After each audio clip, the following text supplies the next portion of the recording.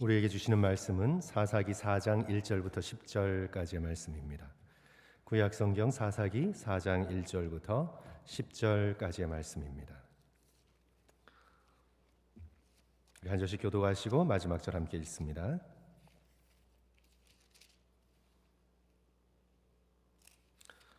제가 가지고 있는 구약 성경 365쪽에 있습니다.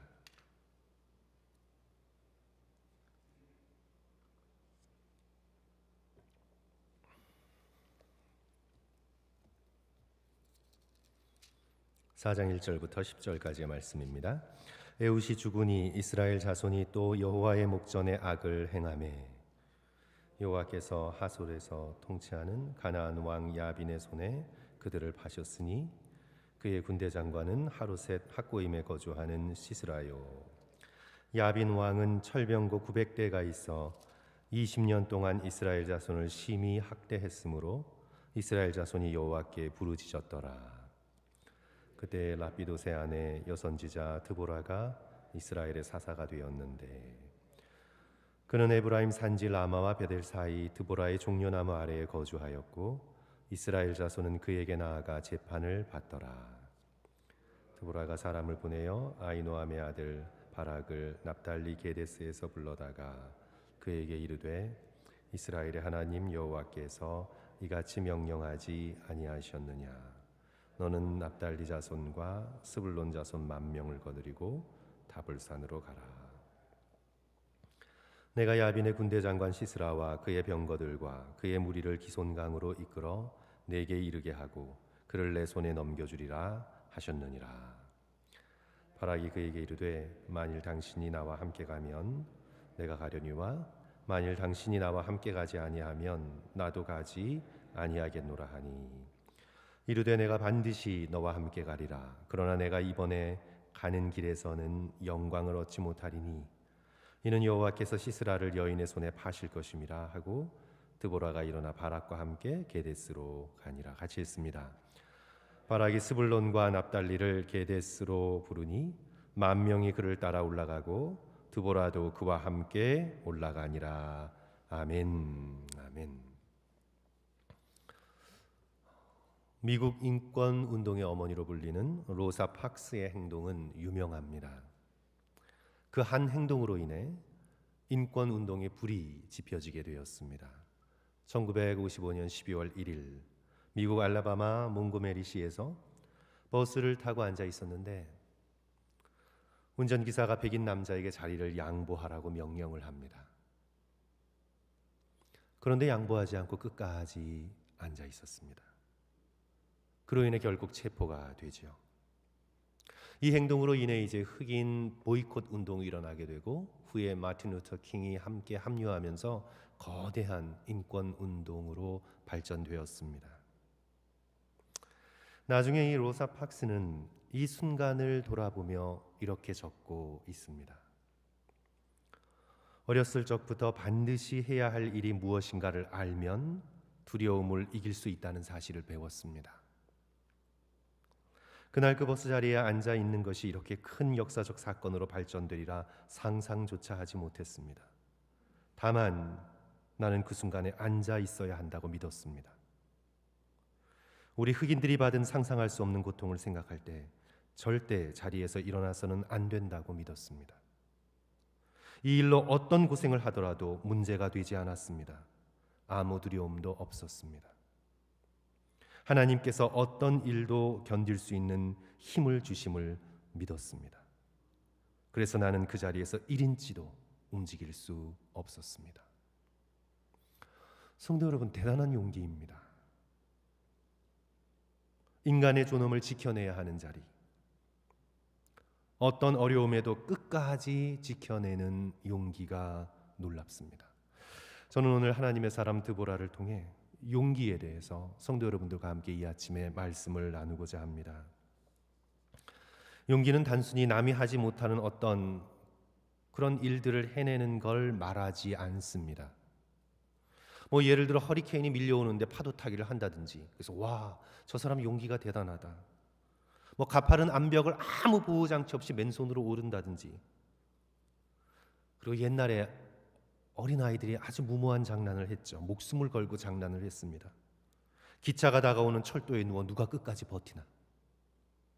성도 여러분, 이런 것은 용기가 아닙니다. bravery. 영어의 bravery하고 courage가 좀 구분이 되죠. 이 bravery는요, 그냥 와하는 담대한 행동을 말할 수도 있어요. 하지만 이 courage는 진정한 용기는 덕을 세우는 것이고 대의를 위해 기꺼이 고통을 감수할 수 있는 고결한 용기입니다. 무모함이 아니에요. 앞서 로사 팍스가 보여주었던 그런 용기를 의미합니다. 저는 오늘 본문의 드보라를 통해 하나님의 사람이 반드시 배워가야 하는 그런 용기의 두 가지 모습에 대해서 우리 성도 여러분들과 함께 말씀을 나누고자 합니다. 첫째로 용기는 하나님 앞을 지켜내는 그런 용기입니다. 용기는 하나님 앞, 우리 개역주의에서 그것을 코람데오라고 그랬습니다. 하나님 앞의 자리, 인간이 마땅히 있어야 할 자리, 하나님 앞에 머물러 있는 그 자리, 하나님 앞에 자리를 떠나지 않겠다는 결단, 그것이 바로 용기입니다. 로사 팍스처럼 세상은 일어나 자리를 양보해라, 그렇게 해도 드보라는 절대로 하나님 앞을 떠나지 않았습니다. 여선지자 드보라가 활동하던 시대는 가부장적 시대였습니다. 오늘보다 훨씬 힘든 가부장적인 시대였습니다. 가부장적이라 함은 여성의 사회적 역할을 인정하지 않는 거죠. 그러니까 여성을 가정 속에서의 역할로만 자꾸 제한하는 그런 사회를 가부장적 사회라고 합니다. 여성은 그저 딸이요, 아내요, 어머니의 역할만 감당하도록 사회에서 요구되었던 시대. 오늘 본문의 사사기 4장 4절에서도 드보라를 랍비돗의 아내라고 소개하고 있습니다. 여자는 남자의 종속되어서 소개되었습니다. 4절 보시면 그때 랍비돗의 아내 여선지 드보라. 하지만 하나님께서는 그 당시의 가부장적 사회를 초월하여서 드보라를 선지자로 부르셨습니다. 하나님의 말씀을 듣고 그 말씀을 간직하고 그 말씀을 전해야 하는 선지자로 부르셨습니다. 특별히 영적 어두움의 시대, 이 사사 시대의 드보라를 여선지자로 부르셨습니다. 그리고 드보라는 선지자였을 뿐만 아니라 사사였습니다. 저지, 판관이었습니다. 드보라가 맡고 있는 지도자의 역할이 상당합니다. 가부장적 시대에 여인이 머물러 있어야 할 자리를 떠나 하나님께서 하나님 앞으로 부르셨습니다. 4절과 5절 보시면 그때 랍비돗의 아내 여선지 드보라가 이스라엘의 사사가 되었는데 그는 에브라임 산지 라마와 베델 사이 드보라의 종려나무 아래에 거주하였고 이스라엘 자손은 그에게 나아가 재판을 받더라.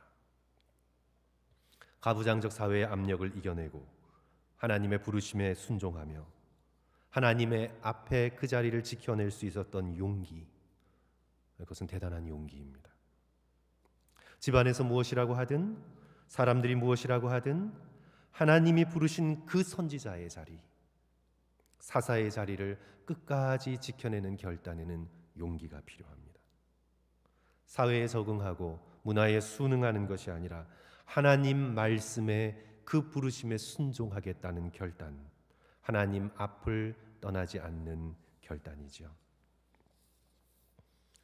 사실 아담과 하와의 타락을 보면 용기의 부족이라고 할 수 있습니다.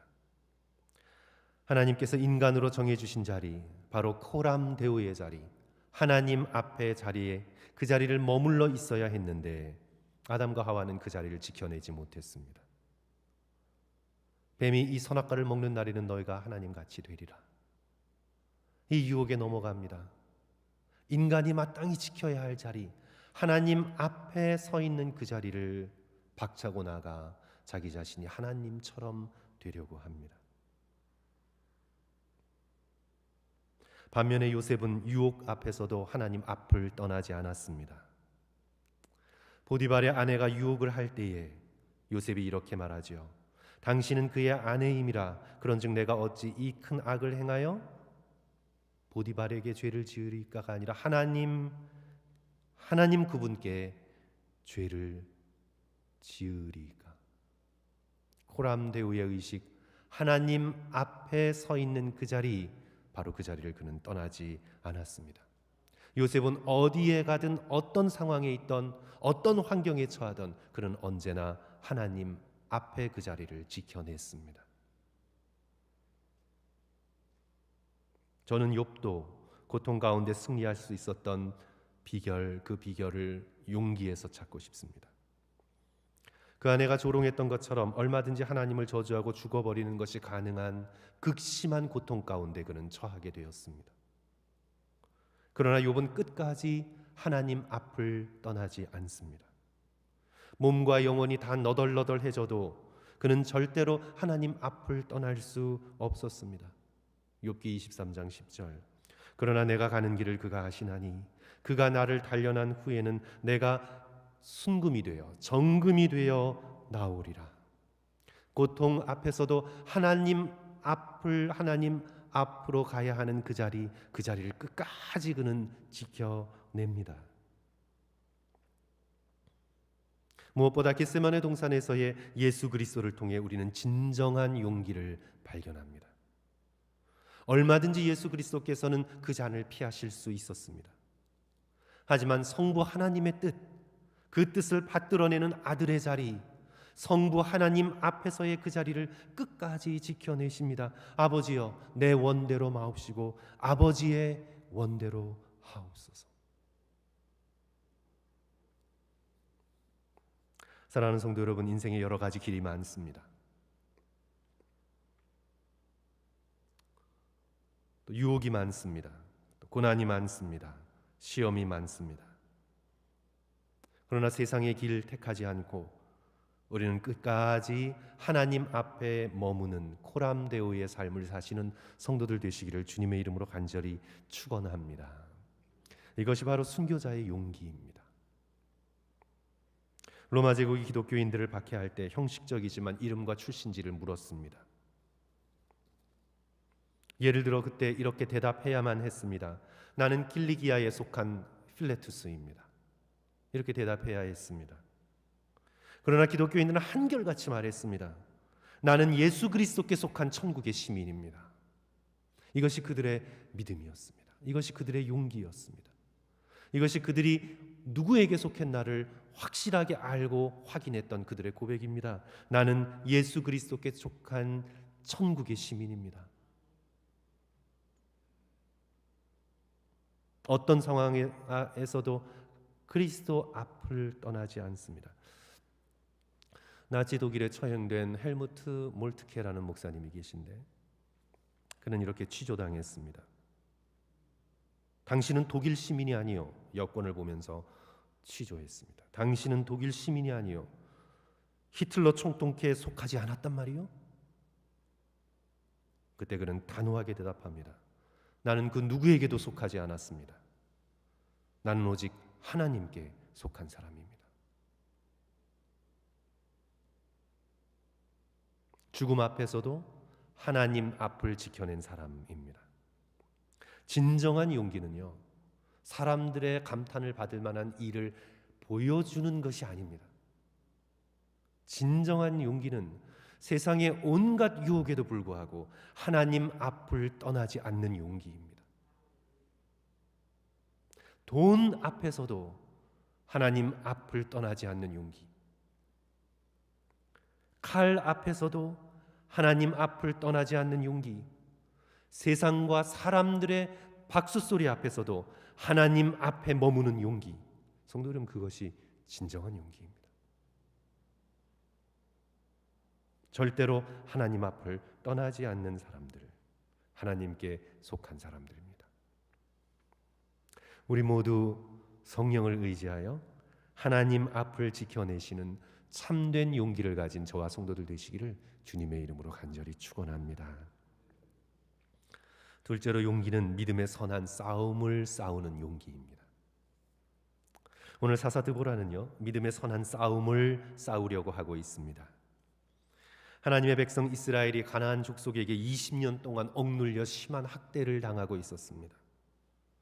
철병고 900대를 가지고 꼼짝 못하게 짓누르고 있었습니다. 옛날에 철병거면 오늘날의 탱크입니다. 아니 6.25 전쟁 때 탱크와 같습니다.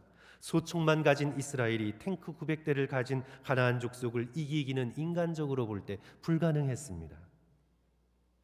그런데 하나님의 말씀이 임합니다. 하나님의 말씀은 언제나 인간의 불가능한 상황 속에서, 인간이 자신의 힘을 의지할 수 없는 상황 속에서 우리의 심령을 꿰뚫고 들어옵니다. 여선지 드보라에게 하나님의 말씀이 임합니다. 이제 일어나 싸우라고, 저들을 물리치라고. 그 하나님의 말씀을 군대 장관 바락에게 전하여 명령합니다. 그 6절과 7절 말씀이죠. 성도 여러분, 다시 한번 봅니다. 드보라는 여선지입니다. 드보라가 사람을 보내어 아비노함의 아들 바락을 납달리 게데스에 불러다가 그에게 이르되, 이스라엘의 하나님 여호와께서 이같이 명령하지 아니하셨느냐? 너는 납달리 자손과 스불론 자손 10,000명을 거느리고 다볼산으로 가라. 내가 야빈의 군대 장관 시스라와 그의 병거들과 그의 무리를 기손강에서 이끌어내어 내게 이르게 하리니 그를 내 손에 넘겨주리라 하셨느니라. 하나님의 말씀을, 싸우라는 하나님의 말씀을 가감없이 담대하게 책망하면서 군대 장관 바락에게 전합니다. 여선지자가 장군에게 싸우라고 명령합니다. 하지만 군대 장관 바락은 두려워합니다. 주저합니다. 8절 보십시오. 바락이 그에게 이르되, 만일 당신이 나와 함께 가면 내가 가려니와 당신이 나와 함께 가지 아니하면 나도 가지 않겠습니다. 당신이 가지 않더라도 나는 가겠습니다. 나는 하나님의 말씀을 의지하여 끝까지 싸우겠습니다. 남자인 군대 장관 바락이 그렇게 말하지 않고 하나님의 말씀을 의지하기보다 드보라를 의지합니다. 드보라는 하나님의 말씀을 100% 의지하여 전하며 싸우려고 하는데 바락은 주저합니다. 하나님 앞에 자리를 지켜내지 못합니다. 그리하여 승리의 영광이 바락을 떠납니다. 대신 후에 적장 시스라를 죽이게 되는 다른 여인 야엘에게 승리의 영광이 돌아갑니다. 오늘 이 본문의 말씀은 두 여인의 용기, 드보라와 야엘의 용기, 군대 장관 바락의 주저함, 이것이 대비를 이루고 있습니다. 사랑하는 성도 여러분, 우리 모두 그리스도의 군사가 되어 믿음의 선한 싸움을 싸우는 용기를 간직하시기를 주님의 이름으로 간절히 축원합니다. 영적인 눈으로 볼 때 온 우주는 전쟁 중입니다. 에베소서 6장 10절, 11절, 12절은 이렇게 말씀합니다. 끝으로 너희가 주 안에서와 그의 힘의 능력으로 강건하여지고 마귀의 간계를 능히 대적하기 위하여 하나님의 전신갑주를 입으라. 우리의 씨름은, 우리의 싸움은, 우리의 전쟁은 혈과 육을 상대하는 것이 아니요 통치자들과 권세들과 이 어둠의 세상 주관자들과 하늘에 있는 악한 영들을 상대함이라. 온 우주는 전쟁 가운데 있습니다. 성도 여러분,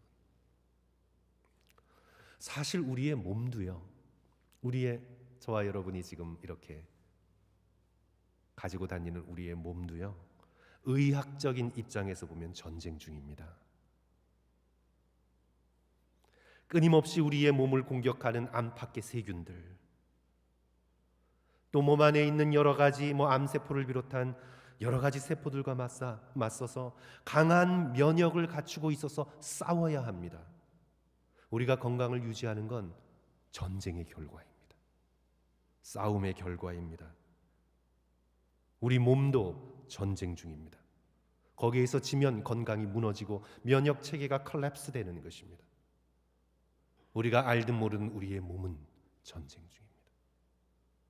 성도 여러분, 오늘 하루를 시작하면서 우리의 정신도 전쟁 중입니다. 아침에 일어날 때 어떨 때에는 부정적인 생각과 회의가 갑자기 마음 깊숙이 몰려듭니다. 어떻게 하루를 시작할까? 소망이 없어 보입니다. 우울합니다. 비판적이 됩니다. 비관적이 됩니다. 그러나 정신을 똑바로 차리고 주의 말씀을 들고 일어나 우리와 함께 하시는 하나님을 믿으며 그리스도께서 십자가에 죽으시고 승리하셨음을 믿으며 나에게 일어나는 모든 일들이 하나님의 뜻대로 이루어짐을 믿으며 담대하게 일어난 믿음으로 살아가는 것, 우리의 정신도 전쟁 중입니다. 성도 여러분, 우리의 감정도, 우리의 생각도, 우리의 선택도 전쟁의 결과입니다. 결국 에베소의 말씀대로 온 우주도 전쟁 중입니다. 마귀를 따르는 권세들과 세상 주관자들과 악한 영들, 하나님을 따르는 천사들과 우리 주 예수 그리스도의 군사된 믿음의 백성들, 우주는 전쟁 중입니다. 그리고 바로 그 전쟁터는 우리의 영혼입니다. 사단은 끊임없이 우리의 영혼에 죄를 심으려고 합니다. 우리의 영혼에 불신앙을 심으려고 합니다. 우리 믿음의 백성은 그리스도의 군사가 되어서 죄를 물리치는 믿음의 선한 싸움을 날마다 싸워 나가야 합니다. 히브리서 12장 4절, 너희가 죄와 싸우되 아직 피 흘리기까지는 대항하지 아니하고, 우리는 피 흘리기까지 싸움을 싸워야 합니다. 오늘 사사기의 본문처럼 사탄이 900대의 철병거를 가지고 우리의 영혼을 억누르려 해도 말씀하시는 하나님의 말씀을 의지하여 두려워하지 말고 우리에게 주어진 약속의 말씀을 신뢰하며 올라가 믿음의 선한 싸움을 싸워야 합니다. 바락처럼 주저하면 안 됩니다. 전쟁 중인데 물질의 마음을 빼앗겨 하나님 앞에 서 있어야 할 그 자리를 양보하면 안 됩니다.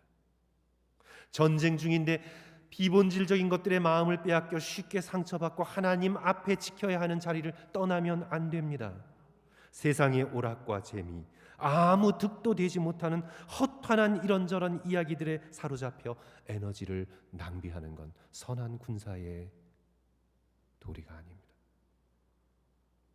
만약 그렇게 되면 승리의 영광이 없습니다. 하늘의 면류관을 놓치게 됩니다. 그저 간신히 구원을 받는 부끄러운 구원에 이르게 됩니다.